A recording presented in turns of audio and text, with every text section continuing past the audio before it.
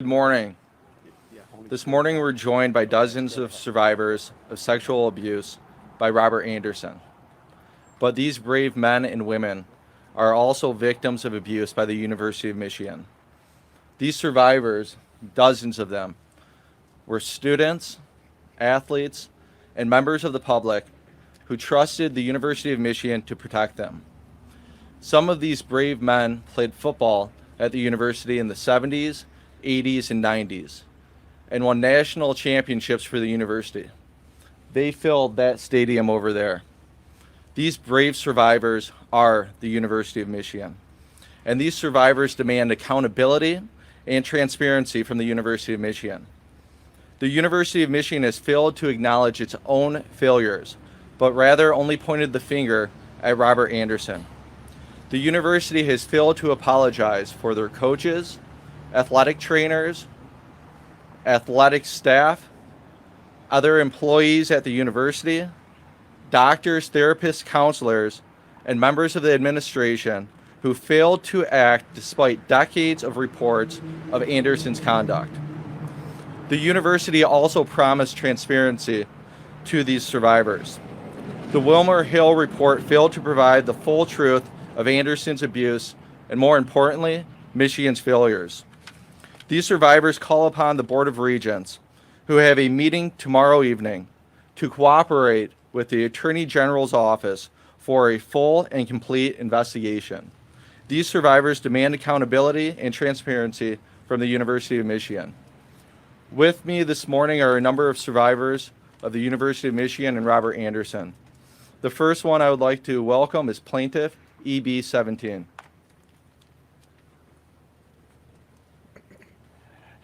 Because of the fact that we have the sun, I'm going to take my glasses off to introduce myself, and then I will be putting them back on. Good morning. For the last year, I have been known as John Doe EB17 in our litigation. My particular job was to give interviews to the local media, to ESPN, New York Times, Washington Post, under the name of John Doe EB17. That comes to an end this morning. Please allow me to introduce myself. My name is Richard Goldman. I was a student at the University of Michigan from 1981 until 1983. I was a student broadcaster at what was then known as WJJX, WCBN Ann Arbor, tied into WUOM. Pardon me while I do this. In 1981, when I first came up on campus, I was a rookie broadcaster, as they say, for this university. I went into Coach Bo Schembechler's office. He didn't know me from Adam. And I said to him, I need help. I need help on what the depth chart will be. And he took me in at that point in time voluntarily.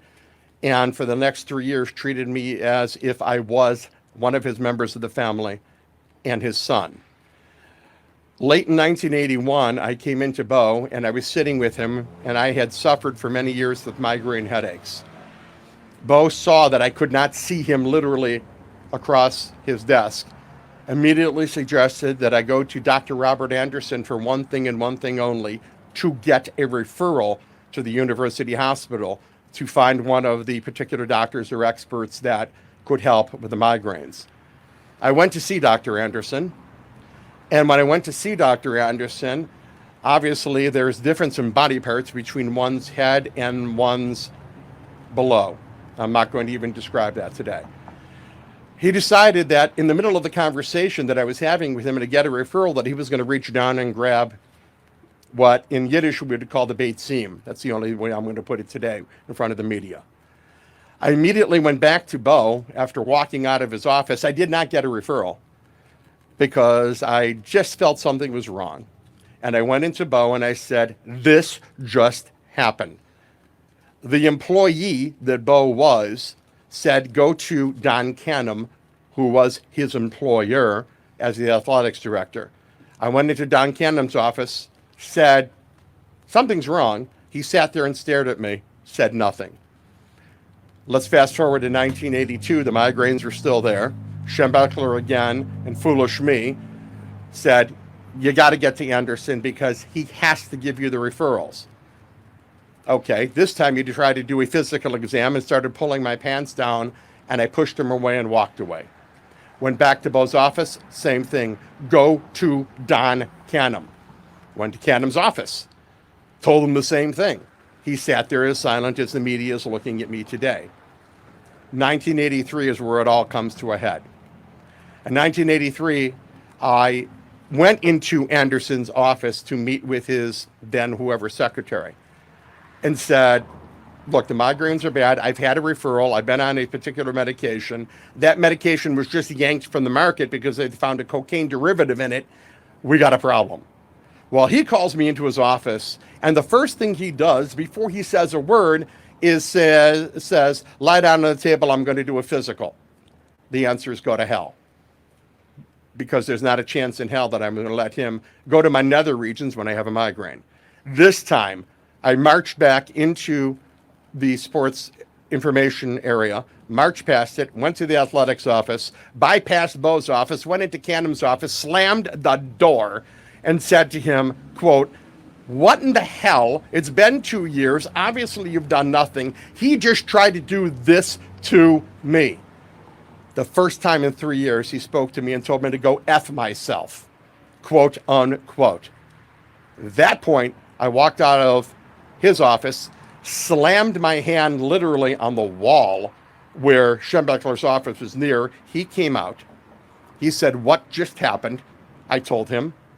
He proceeded to go into Cannon's office, slam the door, and he read him the riot act. Now, I could hear Bo clearly of what he was saying, and he was telling Canham, quote, what in the hell are you doing? Why hasn't this man been fired? This is the third time that this has happened. Why have you done nothing? At that point in time, I graduated and left the campus. It's been all these years. Now, for what happened to me, I never spoke to my parents. I never told them what happened. I never told my late brother what happened. I never told anybody until many years later with my wife, who herself could not believe that I was telling her after all these years. But that's when the lawsuits began, and that's when I began my story. Now, we can play the circus act, and we can play the game with the university. Now, I am going to be 61 years old at the end of June. I guess I'm going to be very elderly. The games have to stop. Whatever one thinks of Bo Schembechler doesn't matter. Can we laser focus on the fact that the employee went to the employer? The employer was Don Canham. The 60s and 70s don't matter. Why? Because he had from 1981 to 83 to do something about Dr. Robert Anderson, and he did nothing. That's where we need to focus. Now, I do want to apologize up front to the Canham family for having to drag them through what they're about to be dragged through. I'm very sorry. You don't deserve this. However, Don Canham, as the athletics director, had the power. Way back in the 60s, he did nothing. The 70s, he did nothing. Now, we had those 3 years that I was up here as a broadcaster to do something, and he did nothing. Thank you very much. Thank you. Next, Ted DeLuca is going to speak. Good morning. University of Michigan. I am Tad DeLuca. I was very close to this spot in January of 1972 during a recruiting trip. The wrestling coach showed me this very impressive stadium and told me all sorts of wonderful things about the Michigan wrestling team, the training facilities, and the medical facilities in the case I ever needed treatment for a wrestling injury. Last week, 3 brave survivors came forward and shared their experience of abuse. Not just abuse by Anderson, but abuse by the University of Michigan. I stand here with my brothers and sisters. We are not just victims of Robert Anderson, but perhaps more importantly, we are victims of an institution that failed us for more than 4 decades. An institution that continues to intentionally fail to accept accountability for its decades of failures and cover-ups. Michigan has apologized for Anderson only. No one has apologized for what the university did. No one apologized for Bo. No one apologized for Don Canham. There was no apology for Thomas Easthope for failing to do his job on several different occasions. I have not heard apologies for every coach, athletic director, human services vice president, or university president from 1968 to 2003. That's 45 years. Michigan's culture of protecting sexual abuse has continued up until right now, today, 10:14 a.m. Last week, the brave survivors came forward. U of M issued the following statement. Our sympathy for all of Anderson's victims is deep and unwavering, and we thank them for their bravery in coming forward. We condemn and apologize for the tragic misconduct of the late Dr. Robert Anderson, who left the university 17 years ago and died 13 years ago. We are committed to resolving their claims and to continuing the court-guided confidential mediation process. Trying to hide in the passage of time doesn't work. For the last 17 years, Michigan has not changed the culture. An example of that is Provost Filbert. On the Michigan sex abuse calendar, his abuse was inflicted yesterday. U of M continues to promote a culture of sexually inappropriate conduct. Their actions show they don't want change. The university doesn't want transparency about Anderson and his accomplices, whether they're living or dead. The Wilmer Hale report fails to provide us with the full truth and transparency we deserve. I stand here with my brothers and sisters and demand transparency. I call on the U of M Board of Regents to cooperate and to allow Attorney General's office to conduct a true investigation where all questions are not only asked but also answered. An investigation where everything is uncovered. Yes, I'm saying that the investigation done by the University of Michigan hired law firm Wilmer Hale is not enough. Regents, Amer, Beam, Bernstein, Illich, and others, you supported and contributed to Dana Nessel's campaign. If you trusted her to look out for the citizens of the state of Michigan, why can't you trust and have faith in her to conduct a true, in-depth investigation of the University of Michigan for us and all the hundreds who are not here today? Regents, I have demand here, and I don't want to use demand because I don't want to appear angry. Regents, please show compassion and cooperate with Attorney General Dana Nessel's Office for Truth and Transparency. Thank you. Thank you, Ted. Next, John Vaughn.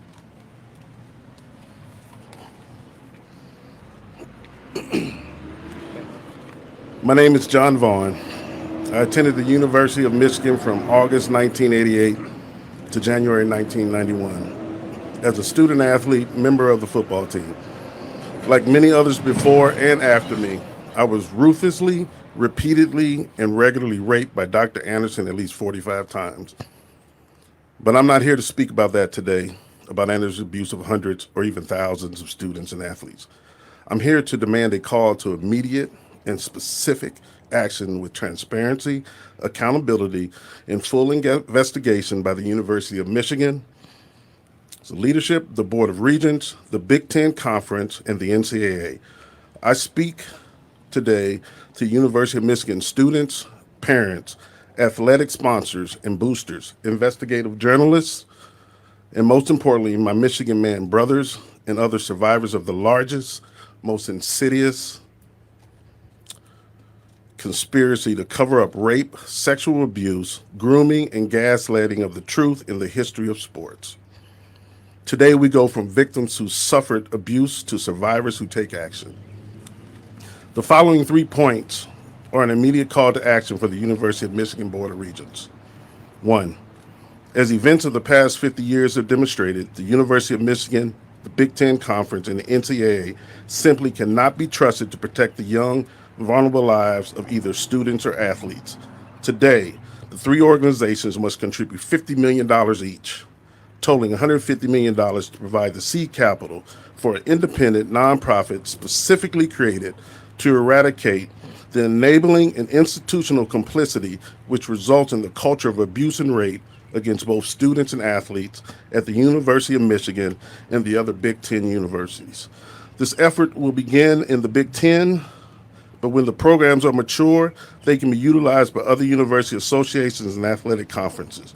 Half of the board will be victims who will hold positions of authority, equal to other members who are in positions of authority in the athletic department and in leadership to fully understand the depth of the issues and be immersed in this tremendous undertaking. 2, make publicly available every single document related to every person either involved or affected by sexual abuse at the University of Michigan, with appropriate protection for the victims. For example, open up my personal records and show me the chain of custody of where my sperm samples I was forced to give under the hocus pocus guise of medical treatment and research in athletes like me. There are thousands of students. Open up the records now. Open up the records without claiming that they are privacy or HIPAA restrictions, because it is we, the patients, who have the right and entitlement to this information and are demanding it. Number 3, in 2020, more than $9 million was paid to victims because of ongoing sexual harassment claims at the highest levels of University of Michigan. This is the responsibility of the Board of Regents. When does it end? The time has passed for false apologies that place blame in the past. There still exists a pattern of sexual misconduct on campus in which accountability is often out of reach, takes years to achieve, or is excused away. The Board of Regents must today authorize the University of Michigan to fully and completely cooperate with an independent investigation by Attorney General Dana Nessel's office now. Additionally, the Board of Regents shall immediately fill 2 board positions with former university students and athletes who were victims of sexual abuse while attending the University of Michigan. I and those victims coming alongside me will continue to fight for justice for all sexual abuse victims at the University of Michigan, and we will expose the entire truth of this evil. We will no longer be anonymous. We will no longer be faceless. We will no longer be silent. We will fight for those who feel that they do not have a voice. We will stand together in this fight. We will not retreat until justice is served. A message to those students and athletes consider coming to the University of Michigan and those who are here now.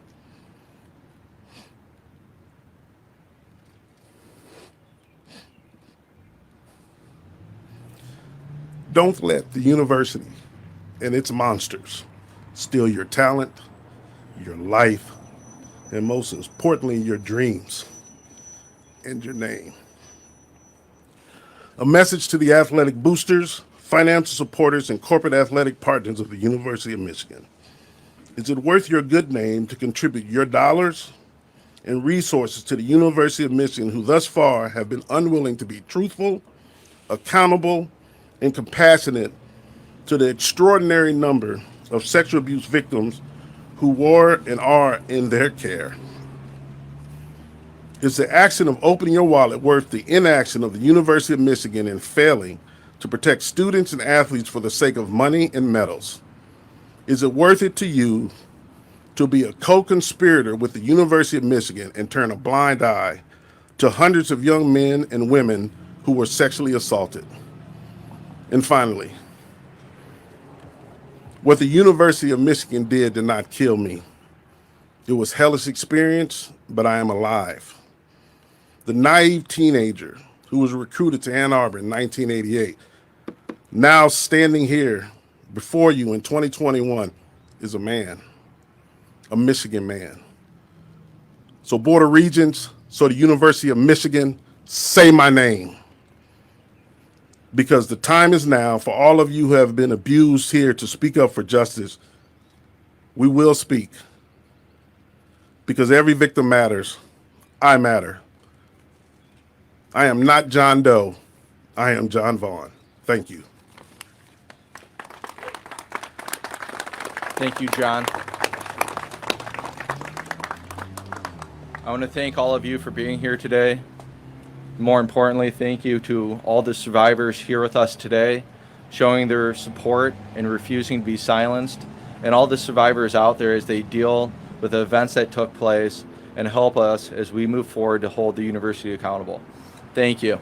We will not be taking questions from the podium, but we'll entertain questions later on and throughout the day. Thank you.